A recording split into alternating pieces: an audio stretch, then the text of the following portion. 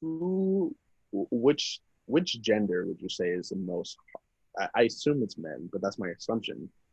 Are men mostly the ones that are kind of the harder ones to speak to their children about these type of things, sex, and because I know I'm a little uncomfortable. I guess maybe it depends on whether you have a girl or a boy for a father or a mother. But speaking to my daughter about sex, reading your book, I will say definitely helped because I am oh so ready to kind of have that conversation, and especially being friends with you, I feel like if there's anything that I needed to know, I would just immediately ask you and you give me the right direction. But which gender is mostly kind of leaning towards, hey, this is the harder gender to really speak to their children about sex?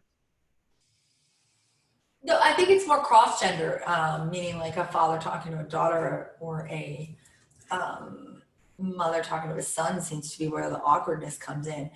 But I push it very proactively because I think you got a different perspective. And if you're in a single sex relationship, I do think you should find opposite gender mentors for that child. Uncle, aunt, whatever, best friend. I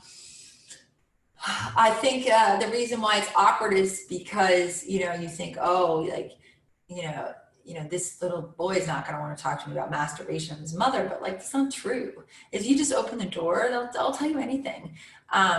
Also, this whole idea, like when I was a kid, like when I got my first period, like I told my mother, and I was horrified when my mother told my father. And when looking back at it now, I'm like, why would that even be a thing? Like, of course my father should know. It's exciting. It's like a new chapter. So obviously we are having a very different approach in my family talking about menstruation and puberty. We talk about it over dinner. It's very openly discussed. My daughter's 10, so it's time she starts to know. And what amazes me is how quickly they forget, because I'll tell them, like, remember, you've seen tampons, you've seen them in my bathroom, you've asked me what they're for, I pulled them out, I've showed you, I explained, and they're like, what are you talking about? I don't remember. And I'm like, how could you not remember?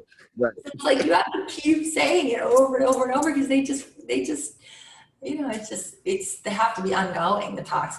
And so my opinion is like, you just keep doing it. You can't be like, oh, thank goodness I had the sex talk, now that's over. Like, wrong.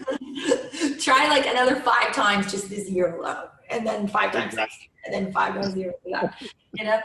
Just like, it's constant education about everything from bodies, puberty, to sex, to pleasure, to consent, to sexual assault. It's just constant, because they'll forget.